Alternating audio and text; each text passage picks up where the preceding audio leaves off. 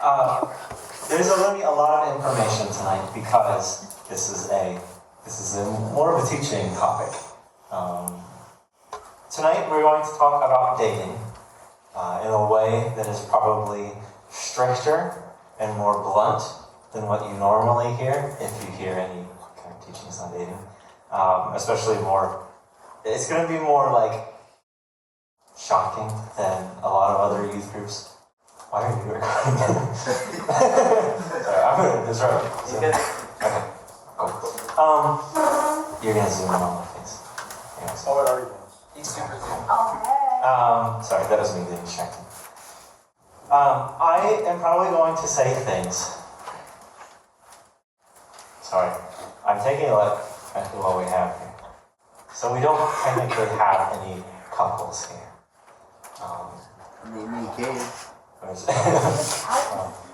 Which is okay.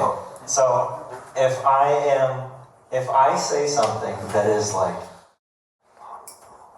there's something that you don't like, then I need you to do the hear me out part, where it's like, I'm going to say why, especially if I say something that like you are doing, and I say that it is not necessarily the best thing to do. Don't get upset with me. That this is what we're talking about, and this is what I have come up with. This is the title, being boyfriend or being girlfriend, with the big idea that what is a God-honoring way to date somebody. A lot of you already know that my story comes from a lot of poorly handled relationships, to where my French girl, my strictness on what dating is and how to date is not because I hate dating. It is because of how important dating is, how important this is to us. This topic has the power to bring great joy or deep grief into your life. Have you felt that? If you have ever had a relationship, that it can bring you great joy, but there are moments to where it is very deep grief. I have come to the conclusions that we're teaching through just years of trying to understand how relationships work, how our feelings work, how other people's emotions work, and how God had designed us to love both Himself and others. And a lot of this content I also got from one of my books, which allowed me to phrase some things a little nicer, if that makes sense for, hopefully for you. So we're going to do two things tonight. As I said in worship, we're going to distinguish the difference between discontentment and desire, and we're going to walk through some of the stages of dating. I'm going to focus, I think there's 7 stages, you can see in your notes, there's 7 stages that I found. I'm only really going to discuss the first 3, because I haven't gotten much farther than that. But I know the first 3 steps pretty well. And so, but you'll still get all of the other ones so that you can see a full picture there. Okay, make sense? Yeah. Cool. Are you ready? Yeah. Cool. So, we're going to start with this idea of discontentment. Can any of you give me a definition of what does discontentment mean? Where you're not content with what you're doing. Okay, so there's a lack of contentment, which is good. That's correct. What does content mean? What is contentment? Content means you enjoy whatever you're doing, and you take great pride into it, and what you're doing. Yep. Okay. I think that there's a part of contentment is when you don't have the negative. Oh, yeah. Like, if you are stable, if you're steady, then that's contentment. If you're like, yeah, I'm doing good, like, I'm chilling. Everything is going well. I feel good. I feel content. I feel settled. I feel good. Anything that is not that is discontentment. There's a lot of discontentment, yes. That's a really big thing. What is desire? The desire to like want things or the feel need to get things. Yeah, a desire is wanting things. It is wanting things that you don't have. Because obviously, if you have something, then you don't need to want it because you have it. And so desiring is wanting things. It is a heartfelt want. A lot of times, we get these things mixed up. That we desire something so much, and because we don't have this thing that we want really, really bad, we're discontent. And that is not what it needs to be. This is, I think, the first problem. If you feel discontentment inside or outside of a relationship, a person will never take that away. If you are discontent being single, a person is not going to satisfy this discontent. If you are discontent in a relationship, another person is not going to satisfy this, nor will removing the person that you are with, is that going to satisfy this. So no matter if you are inside or outside of a relationship, a person is never going to fix this discontentment. Do you hear that? This is a feeling that only God can take. Only God can satisfy can give us contentment. And this is that mistake that people make over and over again. They feel a deep ache inside and assume the solution is a relationship. But that ache isn't a relationship problem. It's a God problem. It is a lack of God, not a lack of a relationship. Discontentment feels like that closed fist. That we go around with this tension inside of our hearts, and when we need to release this contentment. We need to go to God, and we need to release this discontentment, release our hands. So before any conversation starts about how to date, we must release the closed fist. We must address the discontentment and deal with it. Because that feeling of discontentment will send you in a state of urgency that will plow down all others in your way to find a release. That you're going to just start swinging with your closed fist trying to open it. And that is not how you open your fist, right? You don't open your fist by hitting other people. But if we enter into a relationship with discontentment, we're going to hurt everybody.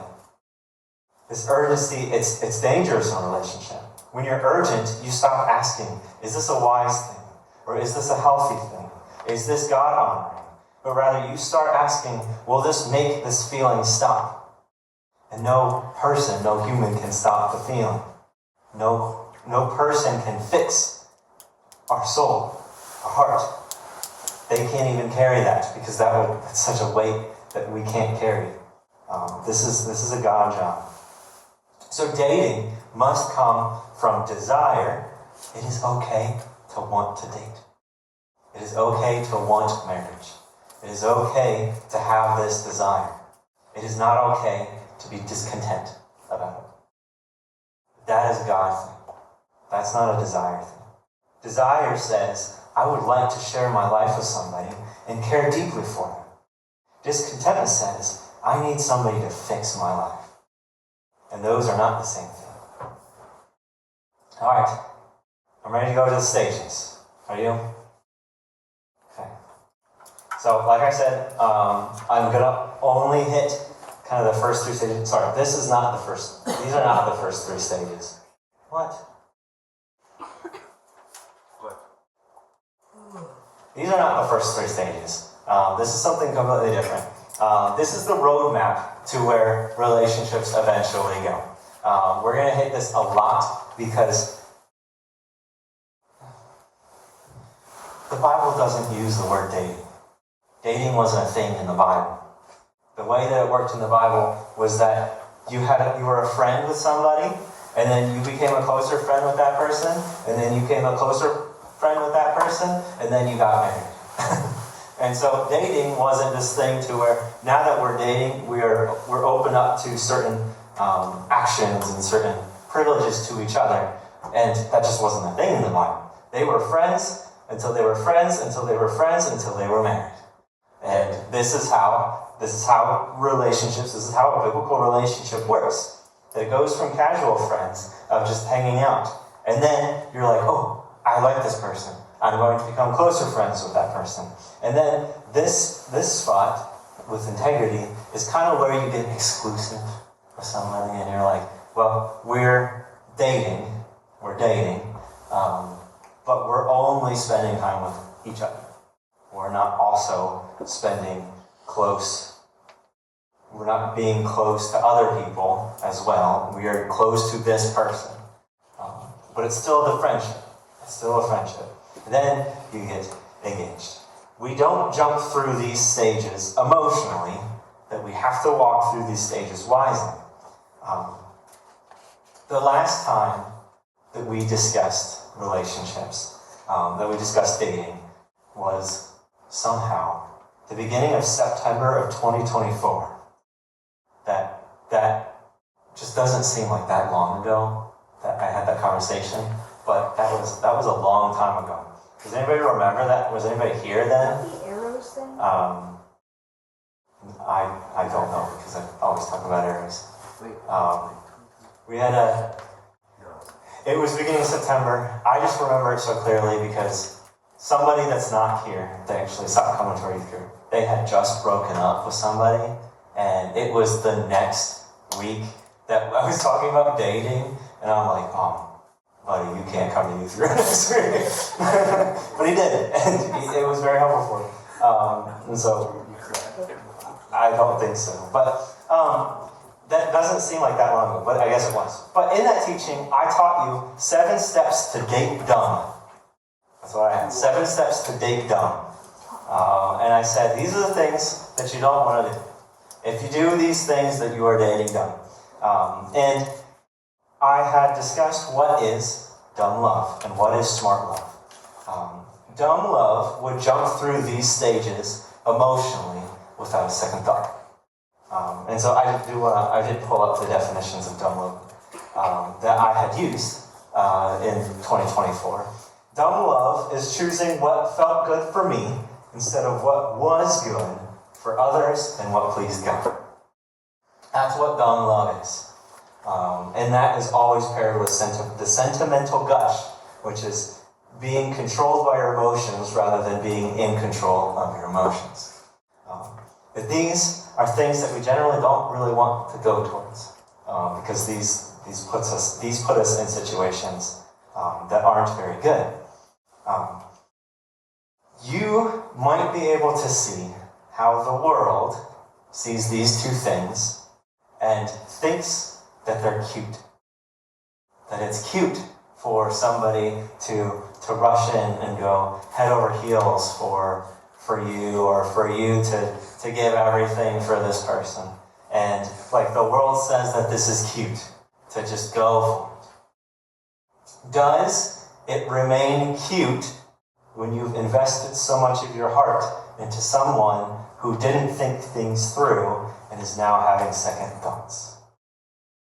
Is that still cute? No, it's not cute at all. It is ugly. And so these things are opposed to what I had called smart love.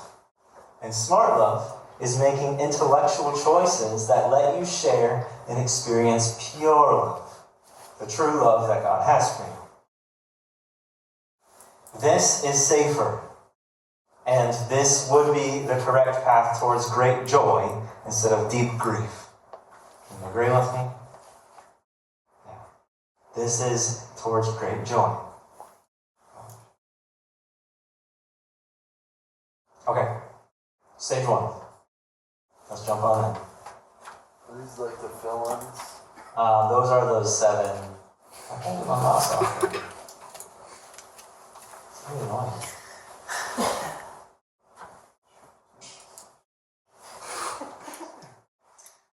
So, stage 1.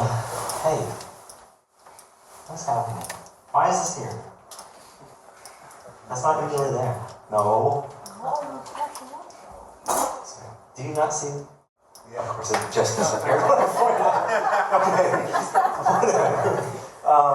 Alright, stage 1. You need to remember your relational responsibilities. So, this is before you date. Dating has not happened yet. This is you find somebody that you like. That you're like, oh, I kind of have feelings for them. When you start moving towards someone romantically, you need to remember something important. You are the least important person in this situation. You yourself is the least important person in this thing. I know that sounds harsh, but this is very important for what we're talking about. And this is also going to sound really harsh because it kind of is. You are not the center of the universe with other people revolving around your desires. But your desires are your own, and you are to deal with the desires, and people aren't just there to fulfill your desire as you need it. This is intense, but this is really important. You are not the center. In every relationship that you have, any romantic relationship, there are 4 other categories of people that are affected by your relationship. That's not including you. There's 4 other groups of people that are affected. You affect your partner, whoever you're trying to date. You affect in this relationship your family and friends. You affect their family and friends, and you affect God. That all 4 of these relationships are part of this romantic relationship. Out of these 4 things, we cannot see ourselves as the most important person of these. We cannot, at the expense of these 4 groups of people, say, well, I want this and I need this, therefore I don't care about you. And I'm going to do whatever I need to satisfy myself, and it's going to come at the cost of you. It's like driving on a country road by yourself. What do you feel is the right thing to do when you're in a straight country road and you're by yourself, there's no other cars? What is the right thing to do? See how fast your car can go. Yes? That is, sometimes that's not very fast, but that might be like this is my time, and then you push it down. There's a difference between that and you have somebody else in the car. Maybe we'll say you have your mom in your car. You have other cars on the road, and you see right there's a police car sitting right there. Are you going to say, now is my time, to see how far the car goes? Do you do that? I have before. Well, is it a good thing to do? I've done that before. If we're in these situations, then we start to be careful. Dating selfishly causes relational wrecks and the lives of those around you. Always. This is why you are not the most important person here. You have a responsibility for the well-being of those around you. If you sacrifice their heart for the sake of your selfishness, there's this thing called God's justice. And we are not on the right side of that justice when we do so. This first stage is hard, but it teaches us humility and it teaches us responsibility. This stage. You tracking with this? Indeed, I was like, Second stage?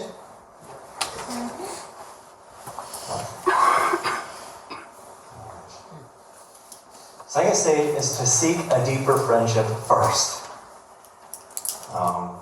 This is where we don't jump into things. After you recognize who's around you and what all is being affected, that what you're seeking, what you're moving towards is that deeper friendship first.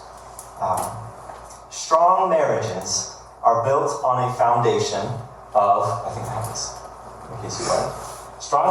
Strong marriages are built on the foundation of mutual respect, appreciation, and camaraderie of friendship. Camaro of friendship. That's a whole different matter. I want you to see how these 3 things start with friendships. Starts with having a friend that you respect, that you enjoy spending time with. That these 3 things start in friendships. They don't start in jumping into it. Our first priority is to get to know the other person better as an individual. That you gain an accurate, unbiased view of each other's true nature.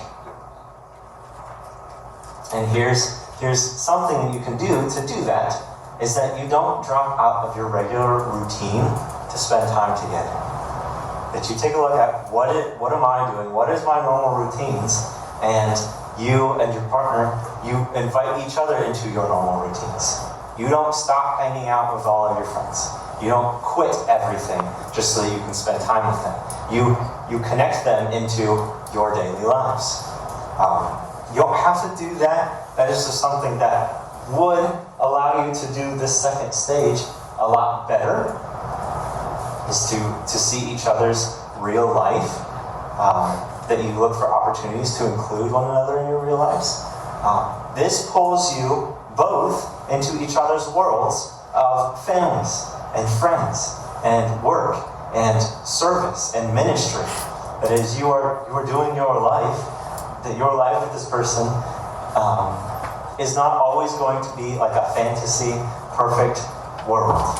Like, it is not going to just be you and this person. There's always getting to have date nights, and you're just like, it's not going to be the perfect scenario all the time. So I would recommend, this is an Isaac recommendation, not setting the unrealistic expectation for each other. That you're not building a fantasy world together. That you're observing real life. Anybody can look good when they need to be. They can put on a facade, and they can put on a fake identity for a really long time. They can't forever, but they can do it for a really long time. If, as we talk about, our goal for dating is marriage, if our intent is to marry this person that we're dating, which it should be, or you shouldn't be dating, if your intent is to marry this person, then eventually any kind of false identity is going to fall to the floor. And if it is 2 years into your marriage and you're like, what the heck is happening? This person isn't who I married. That's because you didn't do the second step. You didn't spend time with you probably did spend time with them. That's how you got there. But you didn't seek and have clear communication of what is real life for both of you. This is the part I'm scared about. Things to avoid in this stage. Things to not do. This is the part where it's like, I'm a little countercultural here. But things to not do in this stage. In this stage 2, before you start dating. Things to avoid. And this is all pre-dating. Saying and doing things that express romantic love. AKA flirting. Talking about a possible future together. Don't do that. That's awkward. Don't force things forward by flirting or dropping hints. Another really big thing is don't encourage friends to talk about you and this person as a couple. Because that sets expectations. That sets pressure. These are things that if it's free dating, that these things cause problems. They cause tensions. And so, you're not even dating this person yet. So take all this entire lesson is about take your time. Take the time. Why? Why do we do things? Why do we take the time? It's like a flower, okay? Imagine a flower in front of you. A relationship, when it's ready to actually be a relationship, is a flower in full bloom. That flower, it brings joy to everybody looking at it. It brings joy to God because it's doing what He made it to do. And therefore, it also worships and glorifies God. If we jump into a relationship before it blooms, we are plucking the flower before it blooms. And what happens to the flower? It dies. Because of our dumb love, because of just what we feel and going towards it, we pick the flower and it dies, but also, and this is what we're going to talk about in about a month, we rob it of its beauty. we rob of its ability to be something good, to be something beautiful. We rob it of the beauty that it could have been. There's a verse in Song of Songs, which is a whole romantic book. It says, I charge you, do not rouse or awaken love until it so desires. And there's some dude, I didn't see who it was, they said this to that love should not be stirred up before its proper time. Because the love relationship, unless carefully guarded, may cause grief instead of great joy that it should bring the human heart. Relationships are they're designed to experience this great joy. But if we treat it incorrectly, if we pluck it, it's always going to cause great grief. And this is the part that is really honest. If you think about it, the need to blurt out our feelings and to tell somebody our feelings before the time is appropriate is usually motivated by selfishness. It's not a desire to enhance the other person's life. It is, I'm feeling so deeply about you, I need you to tell me that you feel the same for my sake. That there's time. We don't go by emotions. We want to know if our feelings are reciprocated, and we can't bear not knowing how the other person feels. I said bear. I always try so hard not to say that word. I said it. It's fine. So we end up rushing, and then we ruin things. All right, stage 3, which is the last one that we're going to go any depth on. And honestly, I don't have really any depth here. After we recognize who's around us, after we seek that deeper friendship and we jive with this person and things are going well, we watch, we wait, and we pray. This is the most important part for you guys because you're not really, well, you are kind of forced to wait. That you can't necessarily jump into engagement. You can't just get married. That you have to wait. And depending on when you start dating, how early you start dating, the longer that you have to wait. And the longer that you have to wait, the harder it's going to be. And so this step is really, really important. That this stage tests your motives and tests the motives of the person that you're trying to date. All right, this is the last maybe offensive thing I'm going to say. Then we'll move on. This one actually might hurt a little bit. So just brace yourself. If they can't wait for you to be ready for a relationship, then they want the relationship and not you. That they want the relationship. If they are like, I need us to start dating, and I need us to do these things, and I need us, and they urge, they push, then they want the relationship. They already have you.